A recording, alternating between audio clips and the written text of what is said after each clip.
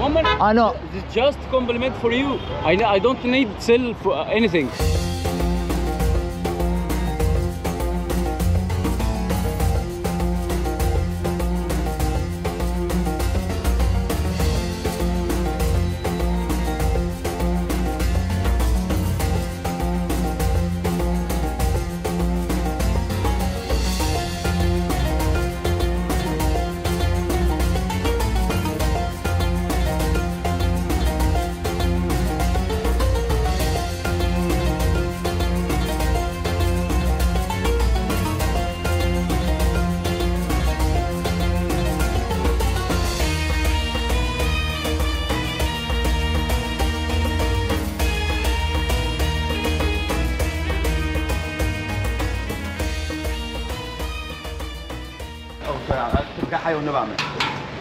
Selamünaleyküm.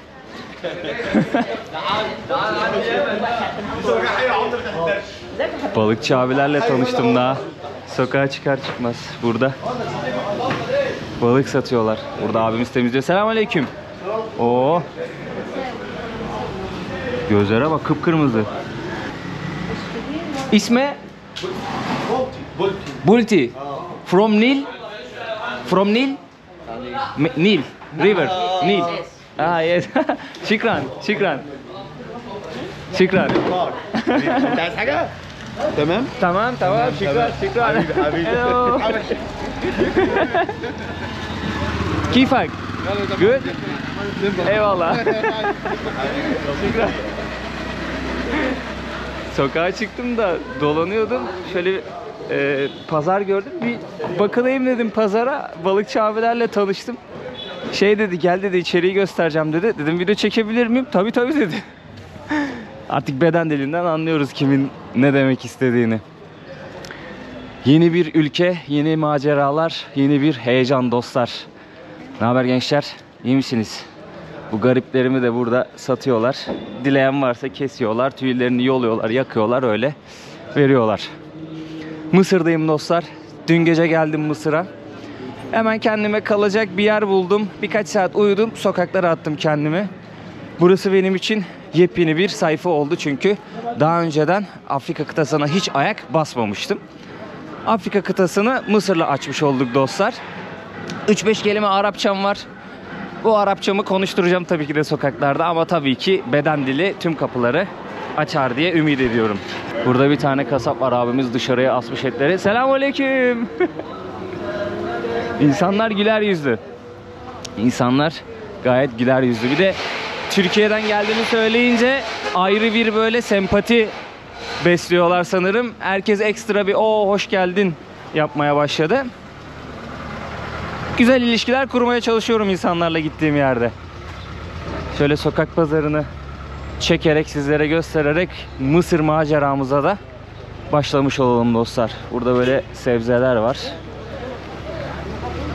Bayağı canlı bu taraf. Şehrin merkezinden birazcık uzakta kaldım.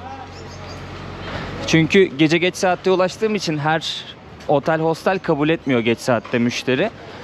4'te ulaştım ben hostele. O yüzden şehrin birazcık dışında kaldım. Bu köşede abimiz ne satıyormuş?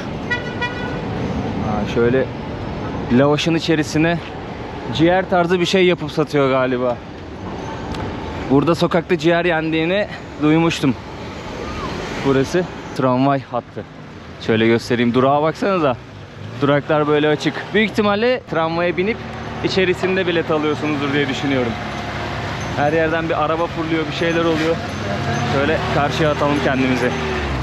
Bu sarı siyahlar da taksi olsa gerek. At arabasına da yol verelim de. O ne kadar zayıf bir hayvan öyle ya. Yazık, günah.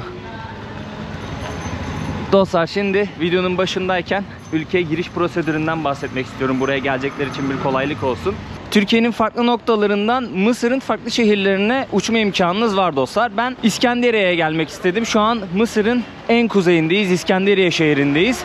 Seyahatime buradan başlamak istedim. Mısır Türk vatandaşlarına kapıda vize uyguluyor. Uçaktan iniyorsunuz. polis kontrolünden geçmeden önce kapıda vize alabileceğiniz ofisler var. 25 dolar karşılığında buradan kapıda vize alıyorsunuz dostlar. Daha sonrasında uçakta dağıtılan formla birlikte uçakta bir form veriyorlar sizlere. O formu doldurmanız gerekiyor. Çok basit bir form. Kimlik bilgilerinizi istiyor sadece. O form kapıda vize ve pasaportunuzu gümrük polisine veriyorsunuz. Gümrük polisi verdiğiniz kapıda vizeyi şu şekilde pasaportunuza yapıştırıyor ve üzerine de bir mühür vuruyor. Bu şekilde ülkeye girmiş oluyorsunuz dostlar. Gümrük polisi birkaç tane soru sordu bana bu arada. İşte nerede kalacaksın, adresini gösterir misin, kaç gün kalacaksın Mısır'da, planın ne gibisinden. Birkaç tane soru sordu. Hepsini cevapladım. Daha sonrasında tek pasaportum bu mu dedi. Başka bir pasaportum var mı dedi. Ben de yok dedim, hani tek pasaportum o. Sen Türk müsün dedi. Evet ben Türk'üm dedim. Suriye, işte Mısır, Lübnan buralı değilsin değil mi dedi. Yok yok dedim, Türk'üm dedim. Tek pasaportum o dedim. Tamam dedi polis. Pasaportumu bana verdi. Ülkeye bu şekilde girmiş oldum. Bunu sormasının sebebi de bu coğrafyada çok fazla insan Türkiye Cumhuriyeti Devleti'nin pasaportuna sahip, çift pasaportlular. Onu kontrol etmek istedi diye düşündüm. Yani aklıma ilk o geldi dostlar. Şimdi tren yolunu takip ederek şehrin merkezine doğru yürüyorum. Haritadan gördüğüm kadarıyla tramvay hattı merkeze kadar gidiyor. Ama durakları çok ilginç geldi bana. Yani hiçbir koruma yok. How are you? You good? No money. No money. Çocuklar hemen para istiyor ya. Hiç şey yok ya. Böyle koruma moruma yok yani duraklarda. Herkes kafasına göre takır takır geçiyor karşıya. Bak küfür ediyorlar arkadan, para vermedim ya. Bayağı döküntü gözüküyor. Bir de hiç bilet satın alma noktası da yok. Dediğim gibi büyük ihtimalle tramvayın içerisinde bilet alıyorsunuzdur. Öyle görevli de yok yani. Oo, falafel var. Selamünaleyküm. Falafel sandviç. One. How much? Bayağı küçükmüş ya ekmeği.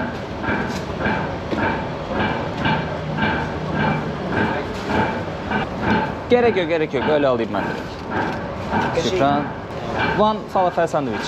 سندويش هي دوت هاي مروان واحد فلافل Şükran. خدها مروان 10. Bir tane falafelci gördüm de kahvaltı yapmamıştım. Kendime bir falafel sandviç aldım. Şöyle sizlere içini göstermek istiyorum. 2 tane falafel koydu. Biri büyük, biri küçük. Salatasını koydu. Bir de garip bir sos sıktı. İlk defa bu sostan deneyeceğim. Çünkü parmağıma bulaştı. Şöyle bir yaladım parmağımı. Daha önceden denediğim bir sos değil falafelle. Bu da Mısır usulü olsa gerek. Şöyle bir falafel sandviç aldım dostlar. 10 Mısır poundu bu. Bugünün kuruyla 7 Türk lirası yapıyor. Hatta dolar kuruyla da söyleyecek olursam 0.2 dolar yapıyor aşağı yukarı. Mısır'ın para birimi Mısır poundu dostlar. Ben havaalanına indiğimde oradaki döviz ofisinden bozdurdum. 1 Amerikan dolarını 49 Mısır poundu karşılığında bozdular. Mısır poundu da diyorlar, Mısır lirası da diyorlar. Ama buradaki insanlar pound kullanıyor. Yani söylem olarak. Şu an 2024 yılının Kasım ayındayız dostlar. Ben bu videoyu çekiyorum. Birkaç gün sonra yayınlayacağım bu videoyu. Yani güncel bir video olacak. Ama ben yine de dolar hesabından söyleyeceğim fiyatları. Çünkü atıyorum 3-4 yıl sonra bu videoyu izleyen birisi kur farkını çok hissetmez diye düşünüyorum dolar olarak söylersem. Çünkü TL'nin stabilitesi pek yok maalesef. 7 Türk lirası şu. Bugünün kuruyla. Şöyle hemen tadına bakalım.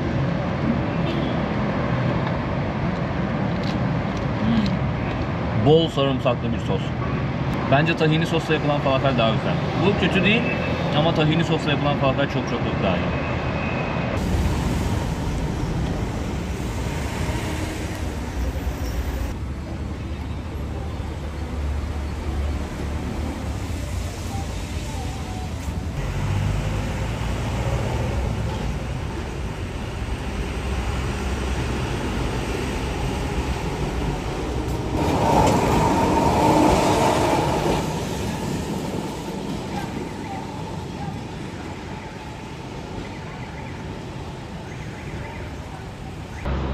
Şimdi tramvaya bineceğim. Şehrin merkezine biraz daha yaklaşalım istiyorum çünkü bayağı uzaktayım. Oraya kadar yürümek istemiyorum. Bir de tramvaya binmiş olalım ya. Bakalım sisteme.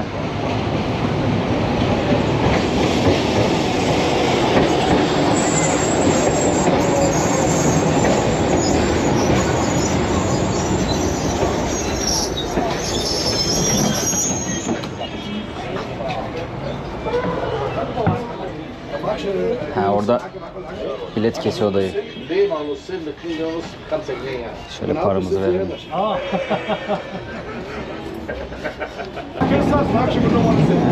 Buyur abi. Center. Merhaba. Kifak. الحمد لله. انت عامل ايه؟ Hop aman. انت كيفك؟ Aa, تمام؟ 3 tane mi? هو كده هو كده. Bu neymiş? يس. ايه؟ Bu kaç para? Ha, yazıyor üstünde. 50 kuruş bu. Bu 10, 20, 30, 40, 45. Şükran. Şükran. 10, 20, 30, 40, 45. Ben 50 pound verdim. Dayı bana 45 pound verdi. Bir de bu ne kadar yapıyor? 50 piastres diyor ama o 50 kuruş galiba bu. 4,5 pound olsa gerek tramvay.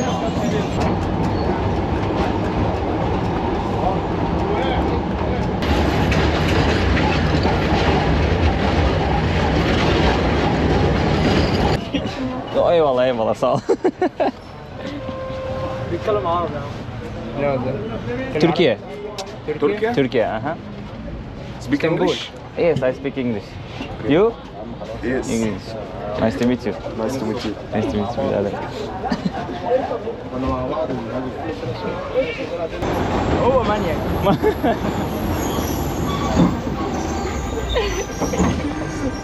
How old are you?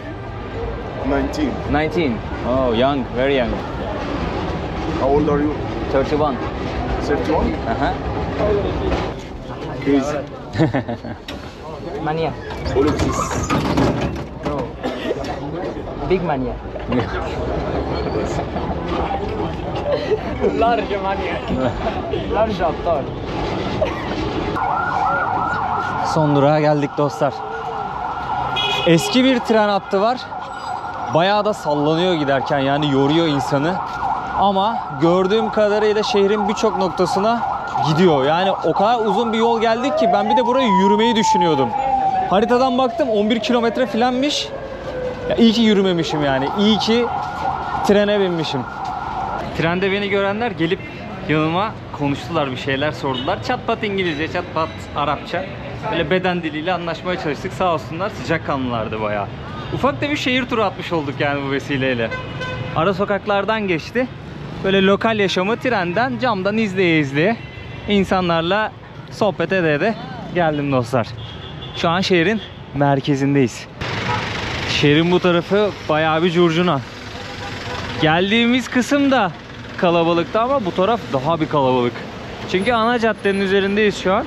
Korniş diyorlar buraya dostlar. Şöyle karşıya geçelim de sizlere Akdeniz manzarasını göstereyim. Bayağı bir trafik var. Böyle uzanıyor, bakın karşı tarafa doğru gidiyor. Burası o arka taraftan gördüğümüz meydan, bir parkmış. Bir tane anıt var ama içeri giren görmedim. Demirden atlıyorlar da giriyorlar. Normal bir giriş yok. Şimdi burada karşıya atlamamız lazım. Başka türlü durmuyorlar. Buraya Cornish diyorlar dostlar. Şöyle sahil kenarı. Göstereyim sizlere, orada balıkçı abilerimiz var. Akdeniz'deyiz. Ağır bir koku var yalnız. Ağır bir koku geliyor sahilden. Şöyle çıkacağım şu taşın üstüne. Baksana da çöplere. Böyle bir alan yapmışlar ama iniş göremiyorum o alana. Büyük ihtimalle atlıyorlardır ya da şuradan bir yerden iniş vardır, bilmiyorum. Buralar bayağı canlıymış yalnız ya.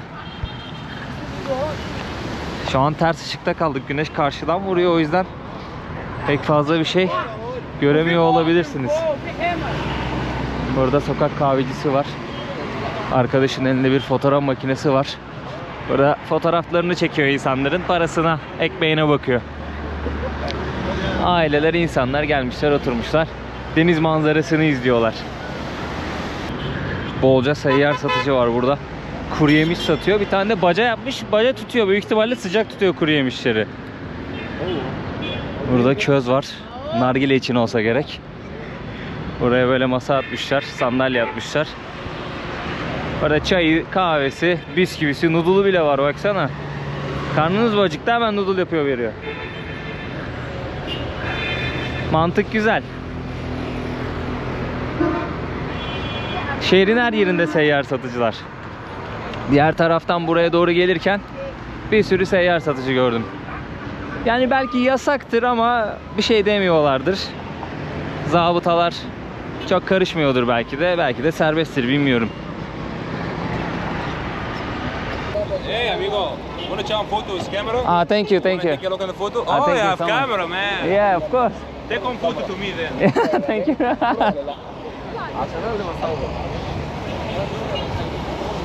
İnsanlar sıcakkanlı ya. Şey yapıyorlar, yabancı olduğunuzu görünce konuşmak istiyorlar, laf atıyorlar. Fotoğraf çeken arkadaşlar da hemen şeye giriyor, yani muhabbete giriyor.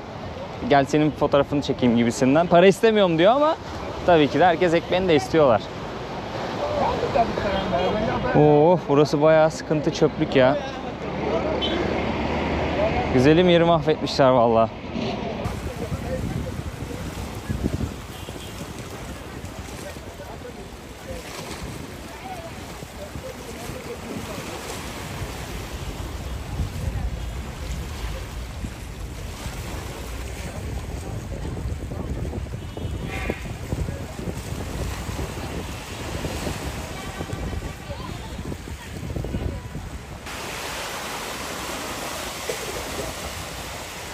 Arkadaş burada kahve satıyor dostlar. Bir kahve siparişi verdim şimdi, bakın burada böyle tüpü var. Kahveyi burada pişiriyor. Böyle bir cezvesi var. Şimdi bu cezveden bir kahve içeceğiz dostlar. Şöyle göstereyim tezgahını arkadaşın. Ha bak, böyle su koyuyor, hazır sudan koyuyor ama başka bir istediğinde bu tastan koyuyor suyu, bana oradan koydu. Kahveyi karıştırıyor soğuk suyla, daha sonrasında şekerini atıyor. Biraz daha karıştırıyor. Ondan sonra ateşe koyuyor.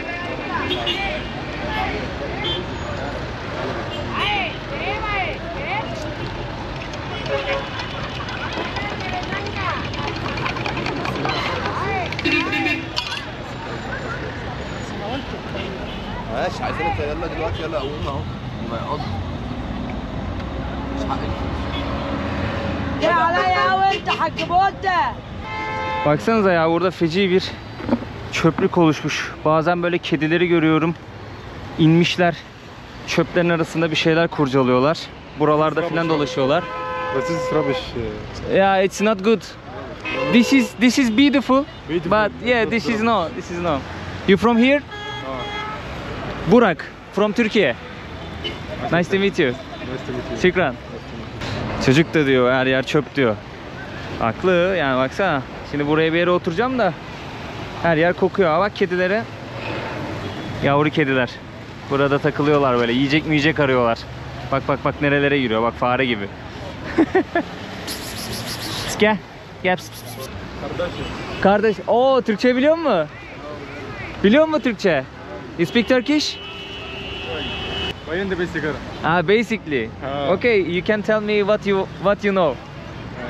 You know, I will take ألماني بس جيرمان بس مكسر. Ah, you take German. German English. German English class. Türkiye مكسر برضه. Ah, okay. Şükran habibi. Biz kardeşim. Kardeşim, eyvallah.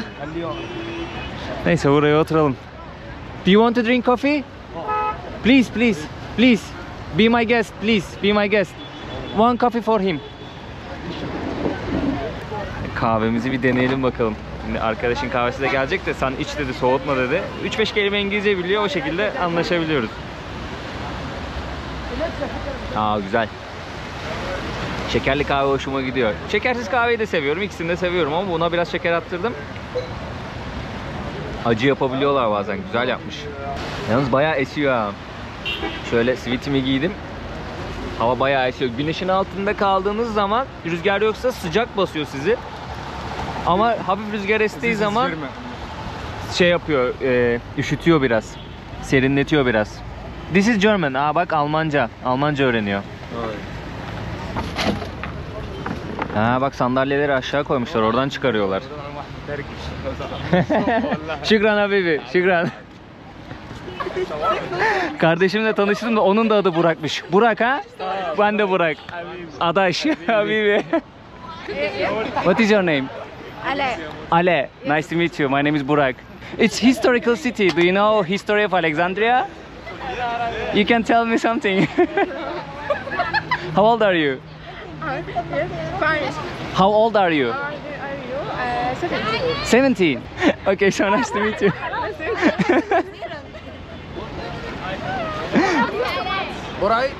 Burak, yes. Habibi. لا بيصورنا احنا Eyvallah. Bye bye. Görüşürüz. Bye bye. Bye bye. Bye bye. Şöyle yürüyelim ya. Buradan geçerken tanışmıştık da çocuklarla. Bir daha görünce yes. Yeah, we met before. When I walk from here. Yes, let's jump. Hoppa. Tanışmıştık da buradan geçerken biraz böyle sohbet etmiştik. Daha sonrasında What? What do you job? My job. I have a YouTube channel. I make travel vlogs. Kahve içtiğimiz yere doğru yürürken o grupla tanışmıştım. Böyle birazcık sohbet etmiştik. Dedim geleceğim ben dedim. Bir video çekeyim geleceğim dedim. Tamam dediler. Dönünce dedim kameraya konuşmak ister misiniz? Olur dediler ama çok fazla muhabbet ilerlemedi. Yani İngilizce bilme oranı bazı gençler biliyorlar. Ama genelde beden diliyle anlaşıyoruz. Güler yüzlüler ama. Herkes gayet güler yüzlü, sıcakkanlı. Tabii şeyi de merak ediyorlar. Kamerayla dolaşıyorum ya. Nereden geldim, ne yapıyorum, niye video çekiyorum onu da çok merak ediyorlar. Bu arada kahve normalde 50 Mısır poundu yani 1 dolar diyeyim ben. Ama oturduğunuz zaman ekstra para istiyorlar dostlar. You listen Osman Bey? Osman Bey, the TV series. Yeah, TV this house. No, I didn't watch. You wanted to do Portugal? Did you watch? Yeah. You like? You like to watch? Ertuğrul, right? Ertuğrul, yeah. Ertuğrul. 4 years old. 4 years Aha. to listen the Ertuğrul Osman. Ha, okay. That's why you know some Turkish. Yeah. Okay, Ertuğrul dizisini izlemiş de o yüzden birkaç kelime Türkçe biliyor. Sohbet esnasında kahve içerken söyledi ya, Mısır'dan gitmek istiyorum. Türkiye'de yaşamak istiyorum. Sonra Almanya'ya gitmek istiyorum dedi. Buradaki birçok kişinin yani bu coğrafya adına konuşacak olursam gitmek istediği nokta önce Türkiye oluyor, daha sonrasında Avrupa oluyor. Bir basamak gibi düşünebilirsiniz bizim ülkeyi. Önce bir geliyorlar. Onların gözünde de Müslüman ülke. Daha rahat adapte olabiliyor hayata. Oradan sonra ver eline Avrupa. Dayı iznini isteyeceğim.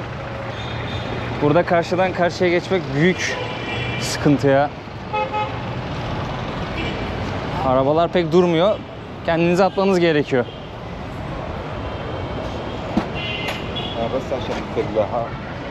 Bazı noktalarda askerler var. Polisler var. Her yeri dilediğim gibi çekemiyorum. Şöyle yine atacağım kendimi. Araba hızlı geliyor. Ama elimden geldiğince sizlere göstermeye çalışıyorum etrafı. Yavaş yavaş. Yavaş yavaş. How did you learn this? How did you learn this? Landers, How did you learn yavaş yavaş? my friend. Your friend? Your friend from Turkey? Ship.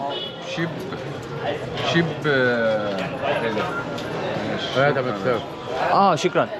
Şükran. Afiyet olsun. Şükran. Eyvallah abi. Şükran. Burada abi telefon tamir ediyor. Eski telefonlara. Eski telefonları tamir ediyor. Old telefon. Oldu telefon. Türkiye.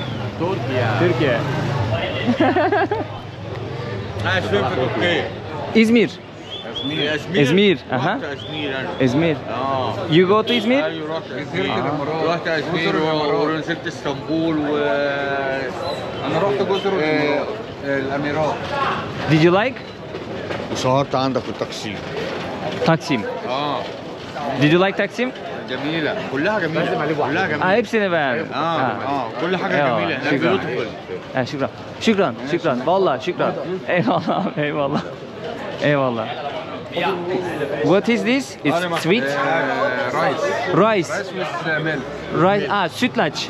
We say sütlaç.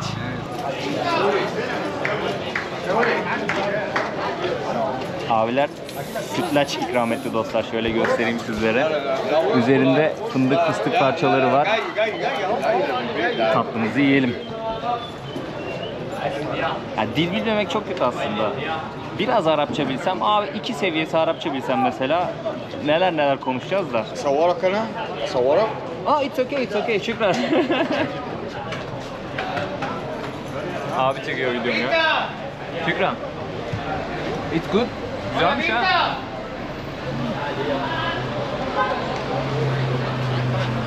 Şükran abi. Gel sen de otur ya. لا لا لا Sıkıntı yok. Eyvallah abi.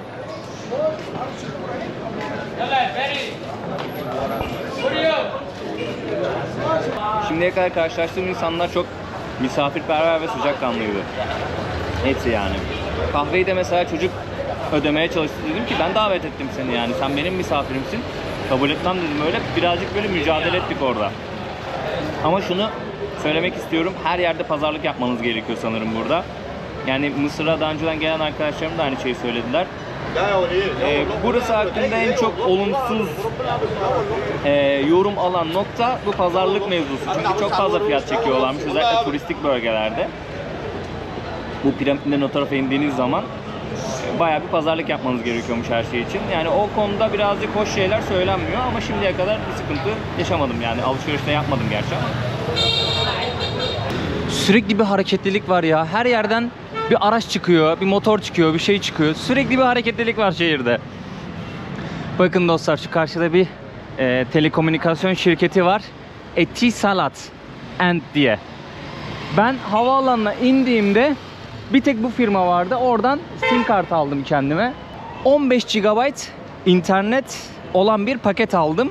323 Mısır pounduydu. O da yaklaşık 6,5-7 dolar civarı bir şey yapıyor. Firma bu dostlar. Bunun dışında sanırım bir de Vodafone varmış, bir de Orange isminde bir firma varmış.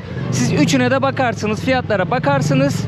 Hangisi kafanıza yatarsa onu alırsınız. Dilerseniz 5 GB'da da internet var, dilerseniz 50 GB'da da internet var. 2000'li yılların başında böyle ben çocukken hatırlıyorum, çok fazla Mısır'a tur geliyordu. Bayağı popülerdi o zaman. Sonra bir ara Mısır'da bir olaylar oldu, bir şeyler oldu. Arap Baharı falan derken buradaki turizmi de bayağı bir etkiledi, yani yaşantıyı etkiledi. Ama son dönemlerde yine bir popülerleşti Mısır. Hatta bayağı popülerleşti. Yani dünyanın her yerinden buraya turist akını var şu an. Uçuşlar çok pahalı değil. Bunun dışında Mısır'ın da ucuz olduğunu söylüyorlar. Ben henüz yeni deneyimlemeye başladım. İlerleyen videolarda göreceğiz Mısır ne kadar ucuz, söylenen kadar var mı? Burası hakkında böyle hem olumlu hem olumsuz çok fazla yorum var. Olumsuz yorumlardan biri işte sizi çok fazla kazıklamaya çalışıyorlar. Etraf çok pis, kirli, insanlar sıcakkanlı ama hani bir fiyat söylüyor, normal fiyatın 10-15 katı gibisinden. Hepsini deneyimleyeceğiz, göreceğiz. Hello. İnsanlar sıcakkanlı, şimdi o konuda bir yalan yok. Yani o konuda asla bir şey söyleyemem. Hakikaten sıcakkanlı, misafirperverler. Ama bu fiyat konusunu deneyimledikçe göreceğiz. Mesela havaalanına indim. Çıkışı yaptım, polis kontrolünü geçtim. Hemen bir para bozdum, Uber çağırdım. Burada Uber var. Havaalanı İskenderiye'nin merkezine 50-60 kilometre uzaklıkta, yani araçla 1 saate geliyorsunuz buraya. En temizi Uber'den taksi çağırmak. 400 Mısır poundu civarı bir para çıktı. 390'dı yanlış hatırlamıyorsam. Çağırdım abiyi, geldi. Daha arabaya bindim. Havaalanının dışına çıkarken ben de pazarlık yapmaya başladı. 500 olur mu falan gibisinden. Hani 100 daha fazla ver gibisinden pazarlık yapmaya başladı. Yani burada pazarlık kültürü var, anlayacağınız. Size bir fiyat veriliyorsa siz onunla abi gel diyeceksin, elini tutacaksın. Böyle kurban pazarlığı gibi sallayacaksın elini, pazarlığa girişeceksin. Yapacağız bunu. Yapacak bir şey yok yani. Kültür buysa ayak uyduracağız. Ya Mısır hep şey videosu geliyor aklıma, bak Mısır'da bilet aldığım günden beri çok meşhur oldu ya internette. Firavun ne diyordu Musa'ya? Falan filan diyordu. Sonra ne oldu? Müzelik eşya oldu. Mısır bileti aldığım günden beri ara ara açıp o videoyu izliyorum. Efsane video ya. Abinin el hareketleri filan da şahaneydi orada. Çok fazla dilenci var ya çocuğuyla. Ya çok fazla dilenci var. Çocuklarıyla dileniyorlar. Hiç sevmiyorum para vermeyi ama çocuklara kıyamıyorum ya. Allah Allah. Eyvallah, eyvallah abla. Teşekkür ederim. Kurban olurum sana, kurban olurum. Gel otur kurban olurum sana. Allah, sağ ol abla. Dur düşeceksin, kız düşeceksin. Dur gideceksin. Dur düşeceksin, kız düşeceksin. Dur düşeceksin. Lütfen. İskenderiye'ye geldiğimden beri çok fazla dilenci gördüm. Ya ben para verme taraftarı değilim de bazen işte insan içinde bir şey hissediyor da kıyamıyor ya. Zaten bunu bildikleri için geneli bu duygu sömürüsüne işi götürüyor. O şekilde işte çocuklar üstünden, yaşlılar üstünden para kazanmaya çalışıyor. Aslında bir çeteleşme yani. Ben sosyal hizmet okudum, o yüzden bu olaya bakışım birazcık farklı. Ama işte bazen insan içinde bir şey hissediyor ki ben genelde yemek alıp verme taraftarıyım. Yani bunun söylenmesi de hoş değil bence. Yani bir elin verdiğini diğeri görmemeli. Ben o felsefeyi savunuyorum. Ama yemek ver, paradan ziyade yemek alma taraftarıyım ben. Bütçem yettiğince, elimden geldiğince bunu yapmaya çalışıyorum. Ama çocuğu öyle görünce işte kıyamıyor insan bazen. Yani o kadar kötü bir durum ki. Koskoca bir medeniyet. Yani tarih yatıyor ya. Taşı toprağı altın buranın yani. Gerçekten. Nereye giderseniz gidin bir tarih var, bir kültür var. Yani antik Mısır ya. Hayatında antik Mısır kelimesini duymamış birisi yoktur. Firavunları duymamış birisi yoktur ya burada. Büyük İskender gelmiş kurmuş mesela bu şehri. İskenderiye. Akdeniz'in incilerinden. Yoktur yani duymamış. Her bir köşesi ayrı cennet. Ayrı bir kültür. Sanayisi var ki son zamanda bu sanayi gelişiyor. Çünkü buradaki iş gücü, onlardan da bahsedeceğim ilerleyen videolarda. O kadar fazla bir iş gücü var ki, çünkü 120 milyona yakın bir nüfusu var Mısır'ın. Ve çok fazla genç nüfus var burada. Ve ucuz işçilik var. Asgari ücret çok ucuz buranın yaşadığı krizlerden dolayı. Şu an yanlış bilmiyorsam 6.000 Mısır poundu civarında. O da ne kadar yapıyor işte? 100 küsür dolar falan yapıyor yanlış hesaplamıyorsam. Yani bayağı bir ucuz işçilik var aslında burada asgari ücret bakımından. O yüzden hatta hem Türkiye'den hem dünyanın farklı bölgelerinden fabrikalar taşınıyor buraya. Türkiye'den bazı büyük firmalar gelip burada fabrika açmaya başladılar. İş gücünü buraya taşıdılar çünkü maliyet daha az. Orada askerler var. O yüzden diğer tarafa doğru gidelim. Şehrin belli noktalarında askerler var. O yüzden hiç onların olduğu bölgeye gitmiyorum abi. Orta Doğu'dayız yani.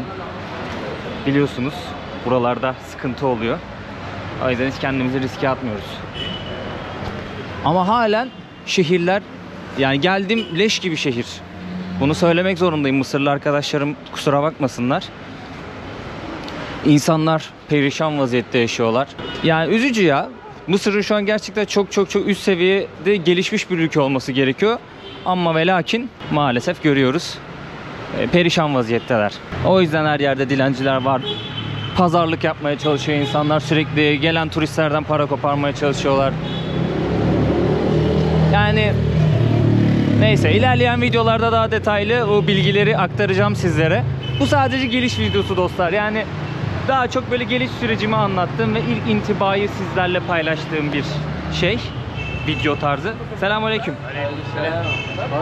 Polis abiler vardı da hemen böyle bir ilk kontağı ben yaparsam sıkıntı olmaz diye düşündüm. Öyle de oldu. Çünkü şey duymuştum ben, Mısır'da video çekmek bazen sıkıntı olabiliyor diye duymuştum. Ama bizim Uğur'la ve Arda'yla konuştuğumda da yani kanka çekersin, hatta hani rahat çekersin gibisinden şeyler de söylediler. Biraz tiyo da verdiler sağ olsunlar. Uğur Kola'yı ve Arda Pazar'ı tanıyorsunuz dostlar. Tanımayanlar da YouTube'a Uğur Kola ve Arda Pazar olarak aratırlarsa iki güzel gezginimizin sayfalarına, YouTube kanallarına ulaşacaklar. Takip etmenizi öneririm. Çok güzel geziyorlar. Benim de çok sevdiğim arkadaşlarım, dostlarım. Zaten Uğur'la aramdaki olan dostluğu biliyorsunuzdur. Yani beni en baştan beri izliyorsanız. Biz yola beraber çıkmıştık. YouTube serüvenimiz de beraber başlamıştı. Onlardan güzel tiyolar da aldım. Ama ufak da bir böyle uyarı da aldım. Hatta kamerayı böyle çantamın omzuna takacağım bazı yerlerde. Görüntü biraz yamuk olabilir ama diyalogları çekmek istiyorum. Etrafı daha güzel ve kesintisiz göstermek istiyorum sizlere. Kesip kırpmak istemiyorum çünkü burası kaos dolu bir ülke. Gerçekten her yerden araba çıkıyor, motor çıkıyor, insanlar, bir hareketlilik var yani burada. O doğal akışı kesmek istemiyorum ilerleyen videolarda. Bazı yerleri barikatlarla kapatmışlar ama bakanlık binası mı var, hükümet binası mı var anlamadım yani, ya da polis merkezi de olabilir. Bu arada Afrika'nın en kalabalık ülkelerinden dostlar Mısır ve ismi Mısır, yani orijinal yazılışı şu şekilde, ülke anlamına geliyor. Biz o yüzden Mısır diyoruz. Egypt diyorlar İngilizce'de. O da antik Yunan'dan gelen bir Aetupus gibi bir isimdi yanlış hatırlamıyorsam. Onu bir sonraki videoda da detaylı anlatacağım o konuları. Yani antik Yunan'dan gelen bir isimle çağırıyor genellikle ülkeler. Egypt olarak çevrilmiş İngilizce'ye.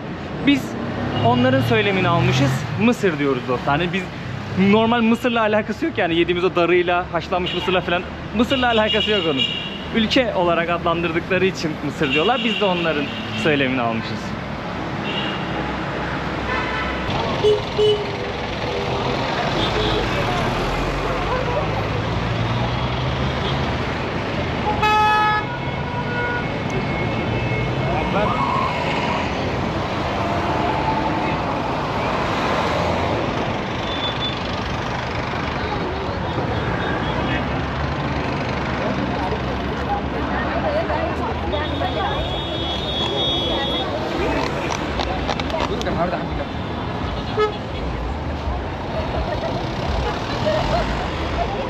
Hello.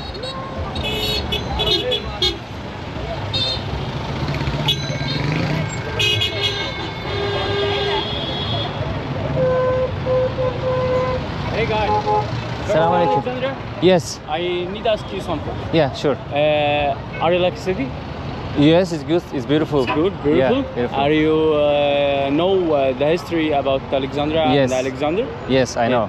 One minute. I know. It's just compliment for you. I don't need sell for anything. Yeah, thank you. I just walking. Walking. Thank you. Thank Take you. it and walking. I know. Thank you. Thank you. Don't stay. Nice to meet you. Thank you. Nice to meet you. What's your name? Burak. Burak. And you? Turkey? Yes, Turkey. Welcome. Şükran. My grandmom, for my mother, is from Turkish. Turkish. Which Yes. side of Turkish? I don't know. You don't know. I don't lie about you, on you. Şehrin güzel bir dokusu var. Eski ama gerçekten hoş gözüküyor. Tek sıkıntı çok kirli. Gerçekten çok pis bir şehir yani. Her yerde çöp var. Özellikle bu Korniş dedikleri sahil kenarı, acayip bir koku var burada yani. Yer yer gerçekten çok kötü koku geliyor. Onun da sebebi çöp. Şöyle sizlere gün batımında şehrin manzarasını göstereyim. Bayağı kalabalıklaştı yalnız ha. Gündüz tabii insanlar şeyde iş hayatı çalışıyor vesaire ama akşam olunca kendilerini sahile atıyorlar. Arkadaşlarıyla, eşiyle, dostuyla, sevgilisiyle, ailesiyle oturuyor burada, vakit geçiriyor.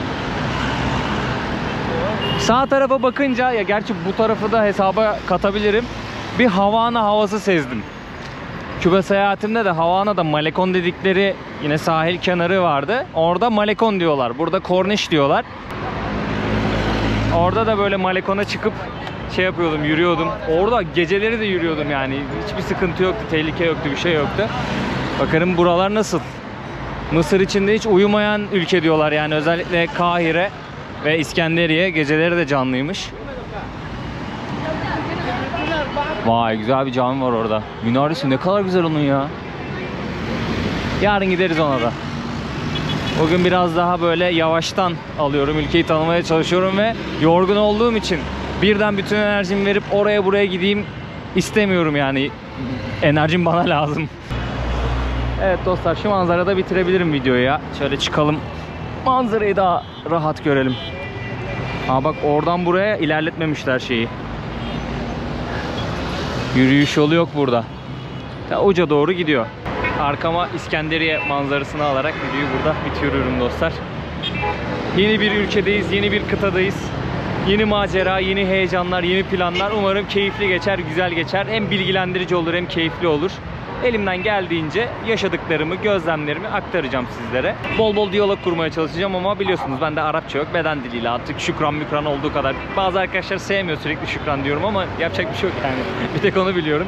Thank you desem o da saçma bence. Adamın dilinde teşekkür etmeyi biliyorum yani. Onu kullanmak daha mantıklı geliyor bana. Böyleydi dostlar. Balıkçı abilerimiz de var karşı tarafta. Ekmeğinde herkes. Herkese bol kazançlar diliyorum. Sizlere de keyifli günler, iyi akşamlar ya da iyi bir gece diliyorum artık bu videoyu ne zaman izliyorsanız. Videoyu beğenirseniz, yorum atarsanız ve abone olursanız çok sevinirim. Mısır seyahati başlıyor. Abone sayım çok yavaş ilerlemeye başladı. Onu hep birlikte hızlandıralım. Bir an önce 200.000'e ulaşmak istiyorum. Sonrasında da artık 300.000, 400.000 yol almak istiyorum dostlar sizlerin desteğiyle. Diğer gezgin arkadaşlarımı da takip ederseniz yine beni mutlu edersiniz. Yani biz gezginlere desteğiniz motivasyon oluyor. O yüzden oldukça önemli. Videoyu beğenmeniz, yorum atmanız, abone olmanız oldukça önemli bizler için. Ve abone olup bildirimleri de açarsanız ben video paylaştığımda haberiniz olur. Genelde ben video paylaşıyorum. İşte yeni videoyu görmedik falan diye yorumlar geliyor çok sonradan. Bildirimleri açarsanız videoları zamanında izleyebilirsiniz dostlar. Klasik bitiriş de yapıyorum. Adios amigos. Kendinize çok iyi bakın. Ciao ciao.